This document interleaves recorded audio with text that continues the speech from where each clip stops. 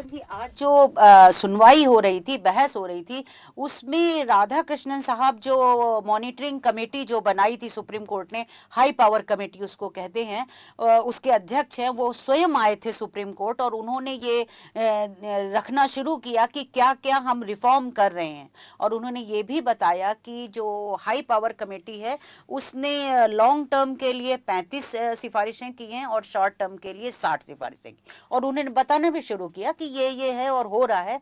तो वहीं पर कोर्ट ने उनको टोक दिया कि आपने जो सिफारिशें की थी वो क्या लागू हुई? तो राधा कृष्ण साहब ने कहा हाँ लागू हुई।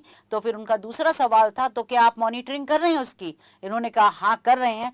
तो उसके बाद अगर आपको याद होगा तो बहुत कड़ा सवाल जस्टिस नरसिम्हा ने किया। जस्टिस नरसिम्हा ने उनसे कहा कि अगर आपने सिफारिशें की थी और सिफारिशें लागू होने की मॉनिटरिंग भी हो रही है तो फिर ये बताइए कि चूक कहाँ है, फिर ये कैसे हो रहा है? इसका तो मतलब हुआ कि कमी या तो आपकी सिफारिशों में थी या मॉनिटरिंग में है।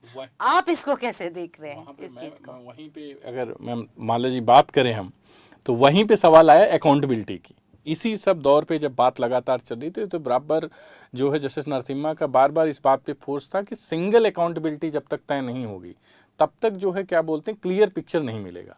और इसी के साथ उन्होंने ऐड भी किया कि हम इस केस को कुछ समय तक मॉनिटर करेंगे कि आप वहाँ क्या कर रहे हो क्या नहीं कर रहे हो। ये सुप्रीम कोर्ट की मॉनिटरिंग हम खुद भी करेंगे इस पर्टिकुलर मैटर को, क्योंकि यहाँ पे साथ साथ उन्होंने बड़ा ही एक इमोशनल स्टेटमेंट भी दिया और उसमें एसजी ने भी उस में अपने स्टेटमेंट ऐड की कि 22 लाख बच्चों के साथ उनके पेरेंट्स दोनों ही जो है क्या बोलते हैं सिर्फ पैसा ही इन्वॉल्व नहीं होता, टाइम इन्वॉल्व होता है, इमोशंस इन्वॉल्व होते हैं। क्योंकि देखिए हर घर का एक होता है कि बच्चों का मतलब पेरेंट्स का एक सपना होता है कि बच्चा डॉक्टर बनेगा।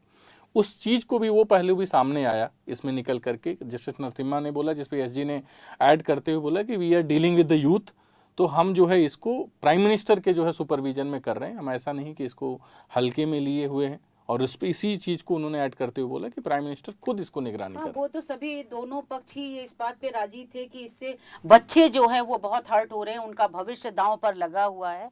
और आप भी सत्यम जी देखते होंगे कि जब घर में परीक्षाएं होती हैं और वो भी अगर प्रतियोगी परीक्षाएं जैसे नीट की परीक्षा देनी है या आईआईटी जेई की देनी है तो बच्चे रात दिन जुटे रहते हैं, खाना पीना छोड़ के लगे रहते हैं। इवन पूरा पूरा परिवार जो है, पूरे घर का कार्यक्रम ही वो बच्चे की परीक्षा के अकॉर्डिंगली होता है। और जब वो परीक्षा दे करके आएगा और उसके बाद पता चलेगा कि परीक्षा निरस्त हो गई है क्योंकि पेपर लीक हो गया। बहुत से बच्चे ऑनेस्टली बहुत अच्छा पेपर करके आते हैं, उनको बहुत धक्का लगता क्योंकि उनको शुरू से फिर से तैयारी करनी है। ये चीज आज सुनवाई में दिखी जिसपे कोर्ट बहुत संजीदा था कि बच्चों के साथ ऐसा नहीं होना चाहिए और हम उनको इस तरह से नहीं छोड़ सकते हैं। और सरकार ने भी कहा कि हम इस पर ध्यान दे रहे हैं। लेकिन मेरा सवाल ये है कि जब सरकार भी गंभीर है, कोर्ट भी गंभीर है, एनटीए भी गंभीर है, निगरानी कमेटी भी गंभीर है, तो फिर ये चूकें बार बार क्यों हो रही हैं? आपने अपनी याचिका में कुछ क्या ऐसे सुझाव दिए हैं जो इस तरह की समस्या से उबरने की बातें करते हो? याचिका मैंने सबसे पहला है कि सीबीटी कंप्यूटर बेस्ड सिस्टम की बात, एग्जाम की बात की है।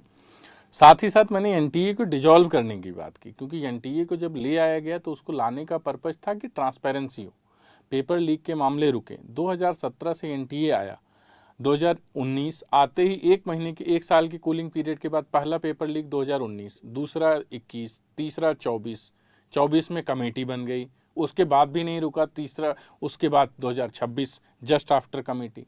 इसी पे सुप्रीम कोर्ट का सवाल था कि आखिर जब सब सीरियस ही हो तो रुक क्यों नहीं रहा है।